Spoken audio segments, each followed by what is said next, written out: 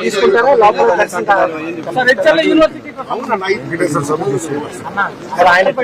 దర్శనానికి వెళ్తున్నారు. యూనివర్సిటీకి సంబంధించి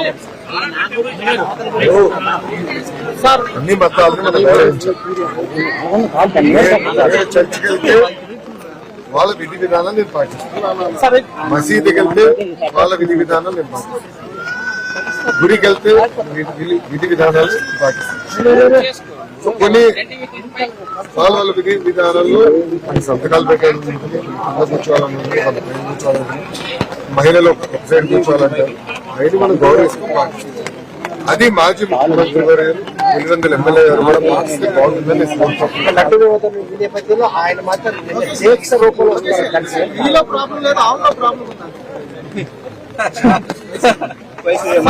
మాజీ స్పీకర్ ఆవుకు పోషకాహార లోపం ఉంది, అందుకనే దానికి నేను ఎలా సమాధానం చెప్పుకుంటున్నాను అంటే ఆయన ఒప్పుకుంటున్నారా? రైతు మీడియా మిత్రులు అంటున్నారు, మాజీ స్పీకర్ గారు ఒప్పుకుంటున్నారా కల్తీ జరిగిందని సూటిగా ప్రశ్నిస్తున్నాను.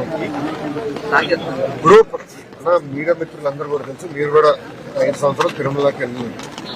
పాదయాత్రలో ఎవరు కలిసినా నాణ్యత లేదు, లడ్డు పాడైపోతుంది, భోజనం సరిగా లేదు, అసలు టీటీడీ విధి విధానాలు సరిగా లేదు. నిన్న మొన్న కూడా వీడియోలు బయట వైవి సుబ్బారెడ్డి గారు అన్ని పెంచుదాం, అన్ని ఫీజు పెంచుదాం, సామాన్యులకి దేవుడిని గౌరవం చేసే విధంగా ప్రవర్తించడం జరిగింది.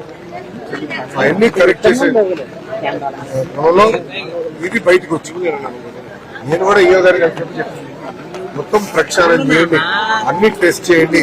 ఎందుకంటే గతంలో అనేక ఆరోపణలు వచ్చినాయి. నేను పాదయాత్రలో మీరు చూస్తే నేను ట్వీట్ కూడా పెట్టాను, దాని గురించి పాదయాత్రలో నేను ట్వీట్ పెట్టాను. అందరూ వచ్చి నాకు కంప్లైంట్ చేస్తారు, సరికాదు, దేవుడి జోలికి వెళ్ళొద్దు స్వామి అని చెప్పి.